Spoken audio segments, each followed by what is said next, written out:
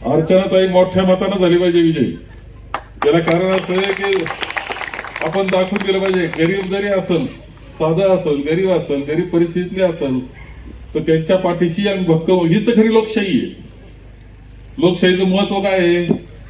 तर गरीबाला सुद्धा सन्मान मिळू शकतो, मान मिळू शकतो, पद मिळू शकतं, हे दाखवणार अशी उदाहरण म्हणजे अर्चनाताई यांच्या निमित्तानं आपल्याला आहे. सुभाषने खूप आश्वासनं दिलेली आहेत आणि मला खात्री आहे की कायम तुमच्याकरता तो भक्कमपणे हजर राहील. आणि काही झालं तरी एक लक्षात घ्या, काही इलेक्शन जे संपलेले आहेत त्यात मैथिलीताई नगराध्यक्ष होणार म्हणजे होणार आहे, ते 100% झालेले आहे. हे सगळे नगरसेवक होणार आहे.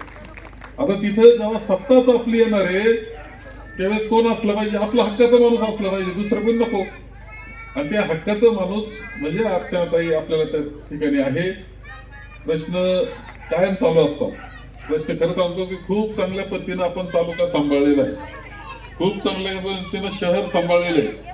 पाण्याचे, रस्त्याचे हे सगळे प्रश्न आपण सोडवलेले आहेत. हे सगळे सोडवले, पण प्रश्न कधी संपत नसतात. जर संसारात कधी प्रश्न संपले का संपत नाही, तसे या मोठं हा आपला संसार आहे, मोठं कुटुंब आहे, यातले प्रश्न कधी संपत नसतात. पण प्रश्न सोडवणार असलं पाहिजे ते मैथिलीताईच्या नेतृत्वाखाली. सतीश तांबे आहे, डॉक्टर तांबे आहे, दुर्गाताई आहे, मी आहे, हे सगळे आहेत. एवढे सगळे तुमच्या पाठीशी उभे राहणार आहे, हे लक्षात घ्या. तुमचे काही छोटे मोठे प्रश्न होते तर मार्गी लावून टाकले वाटतं. एवढ्यात बरेच प्रश्न मार्गी लागले. तुमचं फक्त कुठं पाणी, कुणाचं पाणी घुसत तेवढं काय ते झालं. काही शिल्लक ठेवलं अगोदरच थोडंफार असतील काही, तर ते मार्ग काढावा लागतील. कारण खरं आहे का, हा पूर्वीचा एक ओढा होता मोठा, तो आपणच दाबला. आणि त्यामुळे पाणी जेव्हा पाऊस येतो तर पाणी वरून व्हायला लागतं आणि त्यातून अडचणी झालेल्या आहेत. तुम्हाला असं चॅनल तयार करावं लागेल की ते पाणी सगळं घेऊन जाणार चॅनल करावं लागणार, लक्षात ठेवा बरं का तुम्ही दिलं.